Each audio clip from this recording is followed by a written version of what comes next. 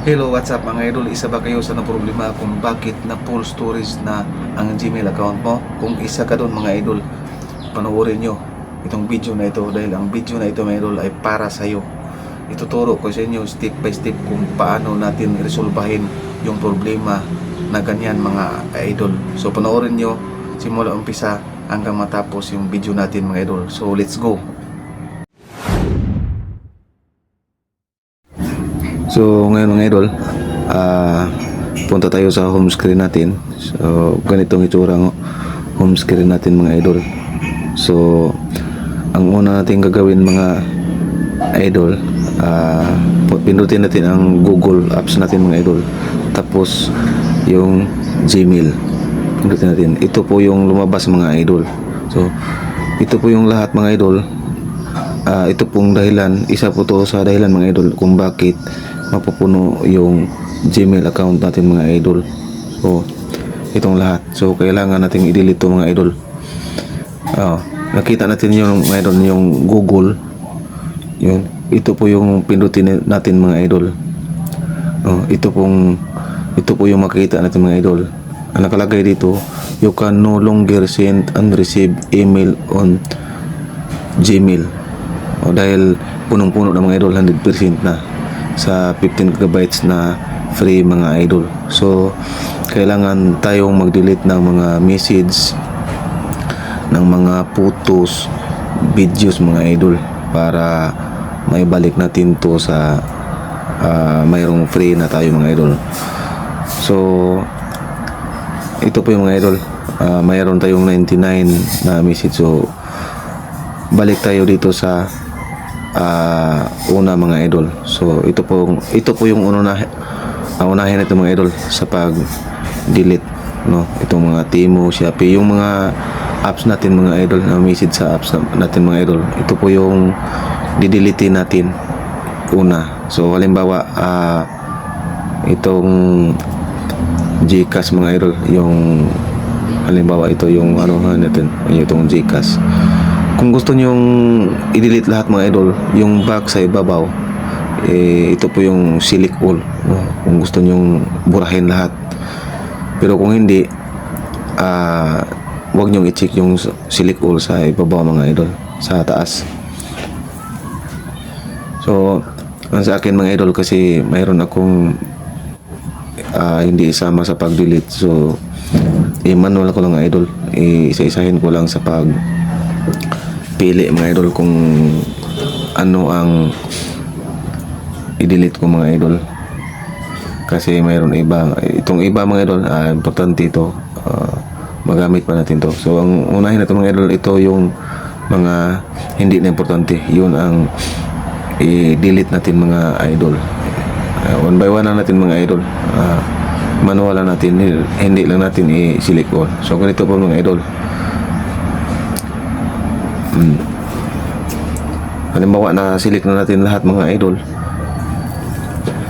na pindutin natin yung may 172 deleted. So ito na yung nabura mga idol. So dito na naman tayo mga lods, dito na naman tayo, kasi magbura na naman tayo ng picture at saka photo mga idol, dahil ito yung dahilan kung bakit napuno yung space natin. So select natin yung mga idol, yung create space. So ito po yung lumabas mga idol, 68% of storage use. So mayroon na tayong space mga idol sa ating Gmail mga idol. Hindi kagaya ganina mga idol na 100%. So mayroon tayong space na mga idol. So scroll up tayo mga idol. So ang nakalagay dito, emails in Win 12 MB, okay lang yan mga idol. At saka dito tayo mga idol sa large photo and video. Pindutin natin yung review mga idol, at ito yung lumabas, ito yung lalabas mga idol. So mag-delete tayo dito mga idol. I-select natin all mga idol. So naka-highlight na ang lahat ng mga video natin. So mayroon akong itira dito mga idol. So hindi natin i-select yung select all. Manual ko lang mga idol para may matira.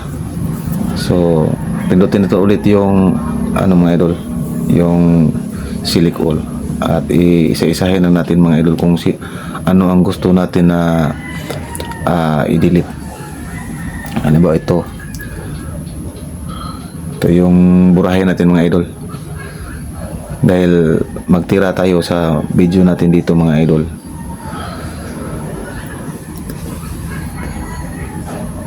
Ito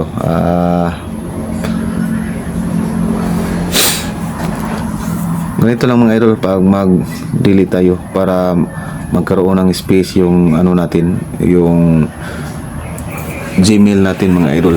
Kasi pag mapuno na yung 15 GB maubos na mga idol, hindi na tayo makapag-send, hindi na tayo makareceive ng mga Gmail.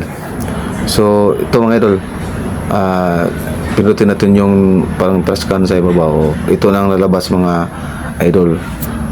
Move 15 items of this bin. Pinutin natin yung I understand the item is the Google photo na loading sa mga idol. Mayroon tayong 3.9 gigabytes back. So ang natira natin mga idol, ito lang 4 na videos mga idol. So tingnan natin mamaya mga idol yung space sa memory natin mga idol sa atin. Ito po yung mga idol, nagiging 42% ng mga idol storage use. So kanina 68. So, dahil nagbura tayo ng mga video, ito may 42 na tayo. 42 na lang ang natira mga idol sa ating space.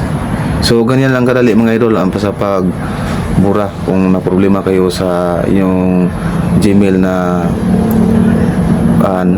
napuno na, ito lang kadali ang magbura mga idol. So hanggang dito lang tayo mga idol. Maraming salamat sa pagtanaw ng video. Sana nagustuhan nyo ang video na ito mga idol.